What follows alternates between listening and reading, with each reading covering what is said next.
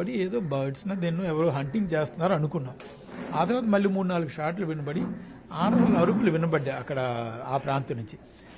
చూసేసరికి ఎవడో ఒక మనిషి ఒకరిద్దరు పెద్ద అంగీలు వేసుకొని గన్ను పట్టుకుని ఇలా కాలుస్తున్నట్టు కనబడి అంతే అర్థమైపోయింది టెర్రరిస్టులు అటాక్ చేస్తున్నారని.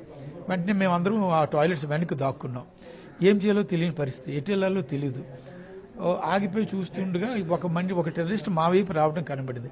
అమ్మాయి అంటే ఇక్కడ ఉంటే ప్రమాదం అని చెప్పి వెంటనే వెనక వైపు పరిగెత్తి చుట్టూ ఫెన్సింగ్ ఉంది, ఫెన్సింగ్ కింద నుంచి దూరి అందరము బయటకు వచ్చాం. ఆ ఫెన్సింగ్ కింద దూరినాక బాగా వస్తే అక్కడ వాగు ఉంది, వాగు దాటి మళ్ళీ కొండబాలు వైపు వెళ్ళిపోయి చెట్ల వైపు వెళ్ళిపోయాం. ఆఖరిలో నా భార్య ఆఖరిని ఉంది.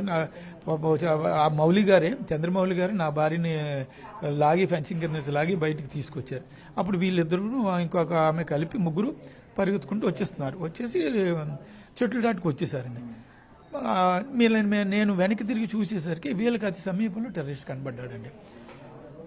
నా భార్యను కనబడుతున్నారు, చంద్రమౌళి గారు కనబడలేదు. వాడు ఇలాగ 3-4 షాట్స్ పేల్చినట్టు నేను చూశాను టెర్రరిస్ట్ని. ఎవరికి షూట్ చేశాడు, ఏం చేశాడో నాకు కనబడలేదు. చేసి ఆడవాళ్ళ వైపు 2 అడుగులు వేసి మళ్ళీ వాడు వెనక్కి గ్రౌండ్ల వైపు వాడు వెళ్ళిపోయాడండి. ఆ తర్వాత సౌండ్లు వింటూనే ఉన్నాం, గన్ షాట్స్ వినబడుతూనే ఉన్నాయి, లోపల నుంచి అరుపులు వినబడుతూనే ఉన్నాయి.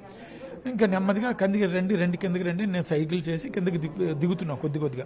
వీళ్ళు పాపం కాళ్ళు ఆడటం లేదు, మేము రాలేకపోతున్నాం ఆడవాళ్ళు అంటున్నారు. ఆయన భార్య కూడా అక్కడే ఉన్నారు, అంటే కొద్ది దూరంలో ఉన్నారు. అప్పుడు ఆమెను కూడా రండి పదండి అంటే మౌలి గారు అంటే వస్తారు ఆయన వెనక